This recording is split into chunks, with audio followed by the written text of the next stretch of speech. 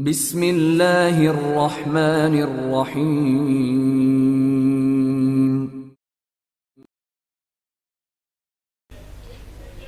کوبران Imran series, مصنف مظہر کلیم MA۔ نواب دادا اس وقت اپنے آفس میں بیٹھا فون سے کسی پر باتیں کر رہا تھا۔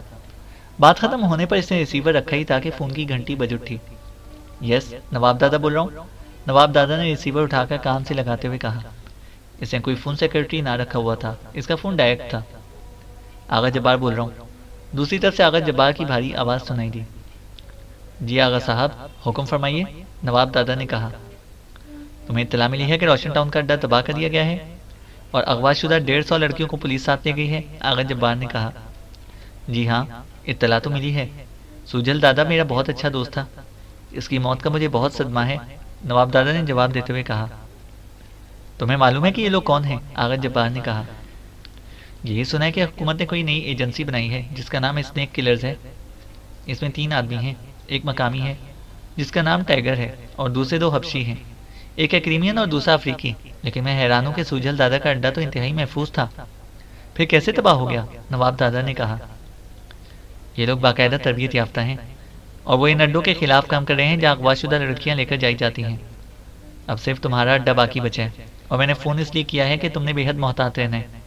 اگر تمہارے ساتھ کچھ ہوا تو پورے پاکیشیا میں میرا بزنس ختم ہو جائے گا، آغا جبار نے کہا۔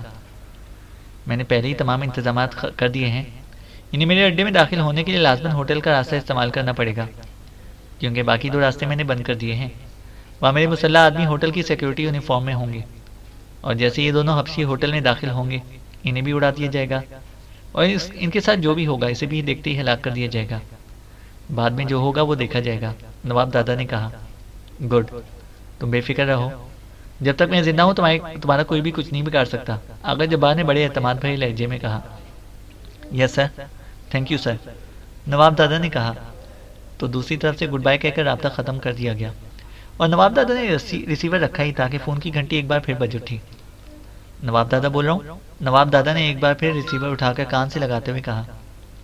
ریڈ روز کلب سے رابرٹ بول رہا ہوں، دوسری طرف سے ایک مردانہ آواز سنائی دی۔ اوہ تم، کیسے فون کیا ہے؟ کوئی خاص بات؟ نواب دادا نے کہا۔ کیونکہ رابرٹ ریڈ روز کلب میں سپروائزر تھا، نواب دادا کا بچپن کا دوست تھا اور وہ اکثر آ کر کئی گھنٹے اڈے پر گزار دیا کرتا تھا۔ نواب دادا اکثر اس کی معاشی طور پر مدد بھی کرتا رہتا تھا۔ تمہارے اڈے کے بارے میں معلومات حاصل کرنے ایک آدمی میرے پاس آیا ہے، اسے دارالحکومت کے کراس کلب کے مینیجر ہنری نے میری ٹپ دی تھی۔ کیونکہ میں دارالحکومت جاتا رہتا ہوں تو ہنری کے پاس ہی رہتا ہوں، وہ مجھے فری کلب میں کمرہ رہائش کے لیے دے دیتے ہیں، رابرٹ نے کہا۔ تمہاری ٹپ دی تھی؟ اسے کیسے معلوم کہ تم اڈے کے بارے میں جانتے ہو؟ رابرٹ نے کہا۔ مجھے نہیں معلوم کہ اسے کس نے بھی یہ بات بتائی ہے، بہرحال اس نے مجھ سے رابطہ کیا اور مجھے اپنا نام ٹائیگر بتایا۔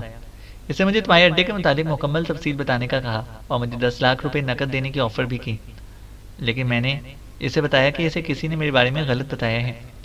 نہ ہی میری نواب دادا سے دوستی ہے اور نہ میں کبھی اس اڈے پر گیا ہوں۔ پہلے تو وہ نہ مانا اور معاوضہ بڑھا دیا، لیکن میں نے اسے بتایا کہ میں واقعی قطعی طور پر کچھ نہیں جانتا۔ میں ضرور یہ بتا دیتا، کیونکہ مجھے ان دنوں رقم کی بے حد ضرورت ہے، تو وہ چلا گیا۔ میں سوچا کہ تمہیں بتا دوں تاکہ تم محتاط رہو، رابرٹ نے کہا۔ اوہ ویری گڈ، تم میرے واقعی سچے دوست ہو، تم فکر نہ کرو۔ وہ تمہیں 10 لاکھ روپے دے رہا تھا، میں تمہیں 15 لاکھ دوں گا۔ ابھی اڈے پر رقم آئی ہے، اس سے پہلے کہ اسے بینک میں جمع کرا دیا جائے، کیونکہ وہاں سے رقم واپس نکالنا مشکل ہے۔ تم نے میرا دل خوش کر دیا ہے، ابھی آ جاؤ، لیکن گلی والا راستہ بند کر دیا گیا ہے، تم ہوٹل کے راستے آ جاؤ، میں سب کو کہہ دوں گا۔ ویسے بھی میرے آدمی تمہیں اچھی طرح پہچانتے ہیں، نواب دادا نے کہا۔ تم مذاق تو نہیں کر رہے؟ رابرٹ نے حیرت بھرے لہجے میں کہا۔ میں ایسے مذاق کرنے کا عادی نہیں ہوں، نواب دادا نے سخت لہجے میں کہا۔ اوکے، میں باقی وقت کی چھٹی لے کر آ رہا ہوں، رابرٹ نے مسرت بھرے لہجے میں کہا۔ اوکے، نواب دادا نے کہا، اور اس نے ریسیور رکھنے کی بجائے کیڈل دبایا اور پھر ٹون آنے پر اس نے ایک کے بعد دیگرے 2 نمبر پریس کر دیے۔ دوسری طرف گھنٹی بجنے کی آواز سنائی دی اور ریسیور اٹھا لیا گیا۔ جاں باز بول رہا ہوں، نواب دادا، دوسری طرف سے انتہائی مؤدبانہ لہجے میں کہا گیا۔ میرے دوست رابرٹ کو تو تم جانتے ہو، نواب دادا نے کہا۔ جانتا ہوں نواب دادا، وہ ریڈ روز کلب کا سپروائزر ہے اور یہاں آپ کے پاس کئی بار آ چکا ہے، جاں باز نے جواب دیا۔ وہ اس ہوٹل کے راستے اڈے پر آ رہے ہیں، اسے بے ہوش کر کے پوائنٹ نمبر 11 پر بھجوا دو۔ میں پوائنٹ 11 کے انچارج ساکو کو کہہ دیتا ہوں، وہ تم سے اسے بے ہوشی کے عالم میں وصول کرے گا، نواب دادا نے کہا۔ اوکے نواب دادا، جہاں باز نے جواب دیتے ہوئے کہا۔ فوری حرکت میں آ جاؤ، وہ کسی بھی لمحے یہاں پہنچ سکتا ہے، نواب دادا نے کہا۔ یس نواب دادا، دوسری طرف سے کہا گیا تو نواب دادا نے کیڈل دبایا اور ٹون آنے پر اس نے نمبر پریس کرنا شروع کر دیا۔ یس ساگو بول رہا ہوں، دوسری طرف سے ایک مؤدبانہ آواز سنائی دی۔ نواب دادا بول رہا ہوں، نواب دادا نے کہا۔ حکم جناب، دوسری طرف سے انتہائی مؤدبانہ لہجے میں کہا گیا۔ جہاں باز کو میں نے حکم دیا ہے کہ وہ ایک شخص کو بے ہوش کر کے تمہارے پاس پہنچا دے۔ تم نے اس آدمی کو روڈز والی کرسی پر بٹھا کر جکڑ دینا ہے، پھر مجھے اطلاع دینا، میں خود وہاں پہنچوں گا اور اس آدمی کو ہوش میں لا کر پوچھ گچھ کروں گا، نواب دادا نے سخت لہجے میں کہا۔ حکم کی تعمیل ہوگی دادا، دوسری طرف سے ساگو نے مؤدبانہ لہجے میں کہا تو نواب دادا نے ریسیور رکھ دیا۔ نواب دادا کو بے وقوف سمجھتا ہے؟ اس جیسا لالچی آدمی 100 روپے نہ چھوڑے اور اس نے میرے لیے 10 لاکھ چھوڑ دیے۔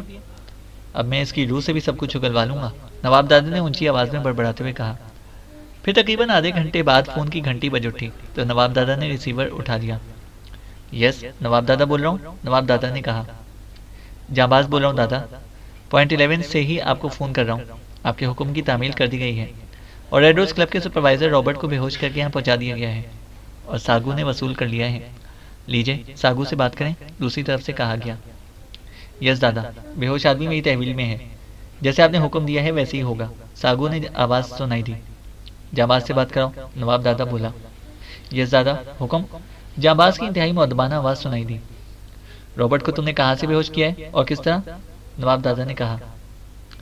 میں راستے کے آغاز میں جا کر کھڑا ہو گیا تھا، میری جیب میں بے ہوش کر دینے والی گیس کا پسٹل موجود تھا، وہاں موجود مسلح افراد کو میں نے اندر بھجوا دیا۔ پھر رابرٹ اندر داخل ہوا، میں نے اسے خوش آمدید کہا اور اسے بتایا کہ نواب دادا نے مجھے یہاں تمہارے استقبال کے لیے بھیجا ہے۔ وہ بہت خوش نظر آ رہا تھا۔ میں نے جیب سے گیس پسٹل نکال کر ایک کیپسول اس کے پیروں میں فرش پر مار دیا اور خود سانس روک لیا۔ چند لمحوں بعد گیس کے اثرات ختم ہو گئے تو میں اسے اٹھا کر کاندھے پر لادا اور خفیہ راستے سے کار میں ڈال کر یہاں لے آیا۔ جانباز نے پوری تفصیل بتاتے ہوئے کہا۔ اوکے، تم اب واپس چلے جاؤ، نواب دادا نے کہا اور ریسیور رکھ دیا اور پھر اٹھ کر آفس سے باہر نکل آیا۔ کچھ دیر بعد اس کی کار پوائنٹ 11 کی طرف اڑی چلی جا رہی تھی۔ پوائنٹ 11 اڈے سے زیادہ دور نہ تھا، آبادی سے ہٹ کر ایک چھوٹا سا مکان تھا جسے انہوں نے ٹارچنگ سیل بنا رکھا تھا، جہاں روڈز والی کرسیاں بھی تھیں اور ٹارچنگ کے تمام آلات بھی، جن میں ہڈیوں میں ڈرل کرنے والے ڈرلر بھی تھے۔ نواب دادا بے حد اذیت پسند واقع ہوا تھا، دوسروں کو اذیت دے کر اسے سکون ملتا تھا۔ ٹارچنگ روم ساؤنڈ پروف تھا۔ تھوڑی دیر بعد اس کی کار مکان کے بند دروازے کے سامنے جا کر رک گئی۔ نواب دادا نے مخصوص انداز میں ہارن دیا تو گیٹ کھل گیا۔ نواب دادا کار اندر لے کر گیا اور ایک سائڈ پر لے جا کر روک دی۔ پھر وہ نیچے اترا تو دیو جیسی جسامت کا مالک ساگو دھم دھم کرتا ہوا کار کی طرف بڑھنے لگا۔ اس کا چہرہ بڑا ضرور تھا لیکن خاصا لمبوترا تھا۔ اس کے چہرے کو دیکھ کر ایسا احساس ہوتا تھا کہ ایسے بھاری جسم پر ایسا چہرہ فٹ نہیں بیٹھتا۔ ساگو پوائنٹ 11 کا انچارج تھا اور وہ 24 گھنٹے یہاں رہتا تھا۔ وہ بے تحاشا شراب پینے کا عادی تھا، اس لیے اس نے شراب کے باقاعدہ ڈرم رکھے ہوئے تھے اور ہر ماہ ایک مخصوص آدمی اسے شراب کے بھرے نئے ڈرم دے کر جاتا تھا اور خالی ڈرم واپس لے جاتا تھا۔ نواب دادا کو ساگو بے حد پسند تھا کیونکہ وہ بھی بے حد شفاف فطرت کا آدمی تھا اور کسی انسان کو جان سے مارتے ہوئے اس کے چہرے پر مسکراہٹ ہوتی تھی جیسے وہ انتہائی لطف لے رہا ہو۔ کیا پوزیشن ہے اس آدمی کی ساگو؟ ساگو کے سلام کا جواب دیتے ہوئے نواب دادا نے پوچھا۔ دادا، وہ بدستور بے ہوش ہے، میں نے اسے آپ کے حکم کے مطابق راڈس میں جکڑ دیا ہے، ساگو نے مؤدبانہ لہجے میں کہا۔ کیا تم اسے جانتے ہو؟ نواب دادا نے بلیک روم کی طرف بڑھتے ہوئے کہا۔ ساگو اس کے پیچھے چل رہا تھا۔ یس دادا، یہ آپ کے بچپن کا دوست ہے اور اڈے پر بھی کئی بار اس سے ملاقات ہو چکی ہے، ساگو نے جواب دیتے ہوئے کہا۔ اسے مجھ سے رقم کی لالچ میں غداری کی ہے، اسے ہمارے دشمنوں سے رقم لے کر انہیں اڈے کے بارے میں تفصیل بتائی ہے اور مجھے فون کر کے چکر دے رہا تھا کہ میں نے 10 لاکھ کی رقم ٹھکرا دی ہے، حالانکہ میں اسے بچپن سے جانتا ہوں، اس لیے مجھے معلوم ہے کہ یہ کس وقت جھوٹ بول رہا ہے اور کس وقت سچ۔ ویسے بھی یہ بے حد لالچی آدمی ہے، اس لیے 10 لاکھ تو ایک طرف، 1000 کے لیے بھی بہت کچھ بتا سکتا ہے، نواب دادا نے بلیک روم میں داخل ہوتے ہوئے کہا۔ پھر یہ ابھی تک زندہ کیوں ہے دادا؟ مجھے حکم دیں، میں اس کی ایک ہڈی توڑ کر اس کا خاتمہ کر دوں، ساگو نے باقاعدہ چٹکارا لیتے ہوئے کہا۔ نہیں، ابھی نہیں، پہلے میں اس سے بات کر لوں کہ اس نے ہمارے دشمنوں کو کیا کچھ بتایا ہے، اس کے بعد اس کا خاتمہ کرنا ہوگا، نواب دادا نے کہا۔ کمرے میں سامنے دیوار کے ساتھ ایک اونچی سٹیج بنی ہوئی تھی جس پر 10 روڈز والی کرسیاں دیوار کے ساتھ لگا رکھ کر رکھی گئی تھیں۔ یہ کرسیاں دیوار پر نصب سوئچ بورڈ پر موجود 10 بٹنوں سے آپریٹ ہوتی تھیں۔ ان کرسیوں کے سامنے نیچے اونچی پشت کی شاہانہ انداز کی کرسی موجود تھی، جبکہ اس شاہانہ کرسی کے دونوں اطراف میں ایک ایک عام کرسی رکھی گئی تھی۔ یہ شاہانہ کرسی نواب دادا کے بیٹھنے کے لیے تھی، چنانچہ نواب دادا اس پر شاہانہ کرسی پر بیٹھ گیا۔ اسے ہوش میں لے کر آؤ اور کوڑا بھی اٹھا لو، نواب دادا نے تحکمانہ لہجے میں کہا۔ یس دادا، ساگو نے کہا اور ایک طرف موجود الماری کی طرف بڑھ گیا۔ اس نے الماری کھول کر ایک بوتل نکالی اور الماری بند کر دی، اور ساتھ ہی دیوار پر لٹکے ہوئے مختلف سائز اور انداز کے کوڑوں میں سے ایک اتارا اور اسے ہوا میں چٹکا اور وہ مڑا اور واپس آ کر اسٹیج پر چڑھ گیا۔ اس نے کوڑے کو اپنی کمر پر موجود بیلٹ میں اٹکا لیا تھا اور پھر بوتل کا ڈھکن ہٹا کے اس نے بوتل کا دہانہ رابرٹ کے ناک سے لگا دیا۔ چند لمحوں بعد اس نے بوتل ہٹائی اور پھر اسے بند کر کے وہ مڑا اور ایک بار پھر الماری کی طرف بڑھ گیا۔ اس نے بوتل واپس الماری میں رکھی اور الماری بند کر کے اس نے کوڑے کو بیلٹ سے نکال کر ہاتھ میں پکڑا اور واپس آ کر نواب دادا کی کرسی کے ساتھ موجود کرسی کے سامنے کھڑا ہو گیا۔ اوپر جا کر اس کے قریب سائڈ میں کوڑا لے کر کھڑے ہو جاؤ، اور میں جیسے ہی حکم دوں تم نے اس پر کوڑے برسانے ہیں، لیکن یہ خیال رکھنا کہ اسے میرے حکم کے بغیر مرنا نہیں چاہیے، نواب دادا نے تحکمانہ لہجے میں کہا۔ یس دادا، ساگو نے کہا تو اور سیٹ پر دوبارہ چڑھ گیا اور پھر رابرٹ کی کرسی کی سائڈ میں کسی دیو کی طرح کھڑا ہو گیا۔ رابرٹ کے جسم میں حرکت کے آثار خاصی حد تک نمایاں ہو چکے تھے اور وہ سکنیم بے ہوشی سے ہوش میں آنے کے پروسیس سے گزر رہا تھا۔ پھر اس کے جسم نے ایک جھٹکا کھایا اور اس کے ساتھ ہی وہ سیدھا ہو کر بیٹھ گیا۔ اس کی آنکھیں کھل گئی تھیں اور ان میں شعور کی چمک ابھر آئی تھی۔ یہ کیا مطلب؟ یہ میں کہاں ہوں؟ اوہ، تم تو نواب دادا ہو۔ یہ سب کیا ہے نواب دادا؟ رابرٹ نے انتہائی بوکھلائے ہوئے انداز میں کہا۔ جب چڑیا باز کو چکر دینے کی کوشش کرے تو اس کا یہی حشر ہوتا ہے، اور ابھی تو ابتدا ہے۔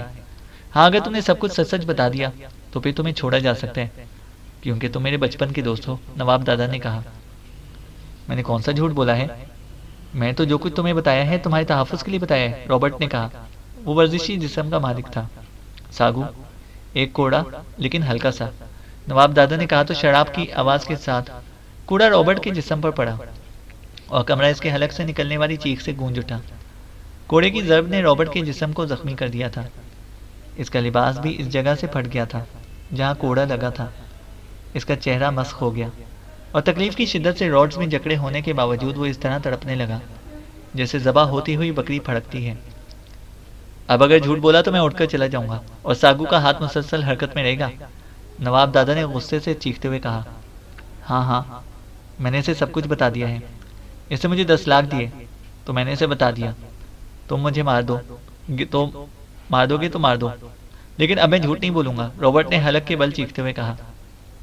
اگر تم سچ بولو گے تو میں تمہیں رہا بھی کر سکتا ہوں، کیونکہ تم میرے بچپن کے دوست ہو، لیکن مجھے جھوٹ سے نفرت ہے۔ بولو، سب کچھ سچ سچ بتا دو۔ کون آدمی تھا وہ، اور کیا بتایا تم نے اسے؟ نواب دادا نے اس بار قدرے نرم لہجے میں کہا۔ اس کا نام ٹائیگر ہے۔ وہ میرے پاس دارالحکومت کے کراس کلب کے مینیجر کے ذریعے آیا تھا۔ مجھے رقم کی ضرورت تھی، اس لیے میں نے اسے اڈے کی تفصیل بتا دی۔ اسے یہ بھی بتا دیا کہ اڈے کے کتنے راستے ہیں اور ان میں سے کتنے راستے بند ہیں اور کتنے کھلے ہیں۔ میں نے اسے اڈے کے خصوصی تہخانے کی تفصیل بھی بتا دی ہے جہاں اغوا شدہ عورتیں رکھی جاتی ہیں اور جہاں اسلحہ اور منشیات اسٹور کی جاتی ہیں، سب کچھ۔ میں نے اسے یہ بھی بتا دیا ہے کہ تم اڈے کے دادا ہو، تمہارا حلیہ اور قد و قامت کے بارے میں بھی بتا دیا ہے، اور یہ بھی بتا دیا کہ اڈے پر عام طور پر کتنے افراد ہوتے ہیں، سب کچھ بتا دیا۔ بس مجھ سے غلطی ہو گئی کہ میں نے تمہیں فون کر کے الرٹ کر دیا، رابرٹ نے تیز سے لہجے میں بولتے ہوئے کہا۔ اس ٹائیگر کا حلیہ کیا ہے؟ نواب دادا نے کہا تو رابرٹ نے تفصیل سے حلیہ اور مزید پوچھنے پر اس کے قد و قامت کی تفصیل بھی بتا دی۔ تم نے پوچھا کہ دارالحکومت میں وہ کہاں رہتے ہیں؟ نواب دادا نے کہا۔ نہیں، اس نے مجھے ایسی باتیں پوچھنے کا موقع ہی نہیں دیا، رابرٹ نے کہا۔ تم نے میرے اعتماد کا خون کیا ہے، اس لیے تمہیں زندہ رہنے کا کوئی حق نہیں۔ ساگو، اسے گولیاں مار کر ہلاک کر دو اور اس کی لاش کسی ویرانے میں پھینک دینا، نواب دادا نے نفرت بھرے لہجے میں کہا اور اٹھ کر کھڑا ہوا۔ پھر سے پہلے کہ رابرٹ کچھ کہتا، ساگو نے بجلی کسی تیزی سے جیب سے مشین پسٹل نکالا اور دوسرے لمحے کمرہ ریٹ ریٹ کی آوازوں سے اور رابرٹ کی ہلکی سی چیخ کے ساتھ گونج اٹھا۔ نواب دادا نے مڑ کر بھی دیکھنے کی تکلیف گوارا نہ کی اور بلیک روم سے نکل کر اس کمرے کی طرف بڑھ گیا جہاں فون موجود تھا۔ یہی کمرہ ساگو کے استعمال میں تھا۔ کمرے میں پہنچ کر اس نے فون کا ریسیور اٹھایا اور تیزی سے نمبر پریس کرنا شروع کر دیا۔ اسی لمحے ساگو کمرے میں داخل ہوا۔ اس کے ہاتھ میں شراب کی ایک بوتل تھی۔ اس نے بوتل کا ڈھکن ہٹایا اور بوتل نواب دادا کے سامنے رکھ کر واپس مڑ گیا۔ اس دوران نواب دادا نے نمبر پریس کر دیے تو دوسری طرف سے گھنٹی بجنے کی آواز سنائی دی۔ نواب دادا بول رہا ہوں۔ نواب دادا نے رابطہ قائم ہونے پر ایک ہاتھ سے ریسیور کان سے لگاتے ہوئے کہا اور ساتھ ہی دوسرے ہاتھ سے شراب کی بوتل اٹھائی اور اسے اس طرح منہ سے لگا لیا جیسے صدیوں بعد اسے ایسا کرنے کا قسمت سے موقع مل گیا ہو اور وہ یہ موقع ضائع نہ کرنا چاہتا ہو۔ اوہ آپ دادا، میں شیردل بول رہا ہوں۔ دوسری طرف سے ایک مؤدبانہ آواز سنائی دی۔ شیردل، سنا ہے روپڑ میں تمہارے چیکنگ کا وسیع نیٹ ورک موجود ہے، کیا واقعی ایسا ہے یا صرف پروپیگنڈا ہے؟ نواب دادا نے بڑے گھونٹ حلق سے نیچے اتارنے کے بعد بوتل کو میز پر رکھتے ہوئے کہا۔ آپ درست کہہ رہے ہیں دادا، آپ حکم فرمائیں، پھر دیکھیں ہم کس قدر جلد آپ کا کام کر دیں گے۔ دوسری طرف سے شیردل کی بااعتماد آواز سنائی دی۔ ایک گروپ دارالحکومت سے میرے اڈے کے خلاف کام کرنے یہاں روپڑ آیا ہے۔ اس گروپ میں ایک مقامی آدمی ہے، ایک ایکریمین حبشی ہے اور دوسرا افریقی حبشی۔ یہ گروپ اپنے آپ کو اسنیک کلرز کہلاتے ہیں اور ہم لوگوں کو اسنیک قرار دے کر ہمارے سر کچلنے کے لیے حرکت میں آیا ہے۔ اس میں مقامی آدمی جس کا نام ٹائیگر ہے، جبکہ ایکریمی اور افریقی دونوں حبشیوں کے بارے میں معلوم ہوا ہے کہ جسمانی طور پر یہ دیو قامت بھی ہیں اور دیو جیسا جسم بھی رکھتے ہیں۔ یہ تینوں بے حد شفاق انسان ہیں اور جہاں جاتے ہیں قتل عام کر دیتے ہیں۔ ٹائیگر کا حلیہ اور قد و قامت بتا دیتا ہوں، نواب دادا نے کہا اور پھر اس نے رابرٹ کا بتایا ہوا حلیہ اور قد و قامت کی تفصیل بتا دی۔ اس ٹائیگر کو میں جانتا ہوں، یہ دارالحکومت کی انڈر ورلڈ میں کام کرتا ہے، بے حد تیز، فعال اور خطرناک آدمی سمجھا جاتا ہے اور پاک ایشیا سیکرٹ سروس کے لیے کام کرنے والے ایک ایجنٹ عمران کا شاگرد بھی ہے۔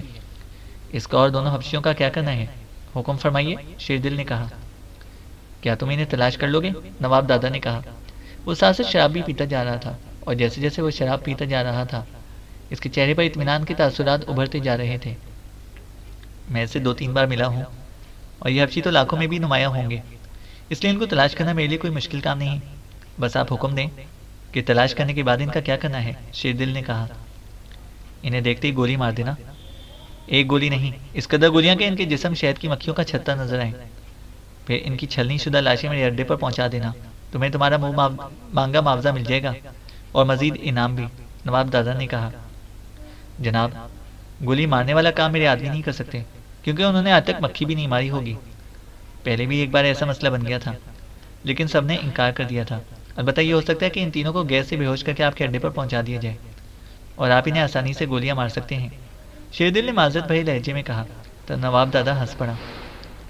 نام تو تمہارا شیردل ہے اور تم کسی کو گولی تک نہیں مار سکتے، نواب دادا نے ہنستے ہوئے کہا۔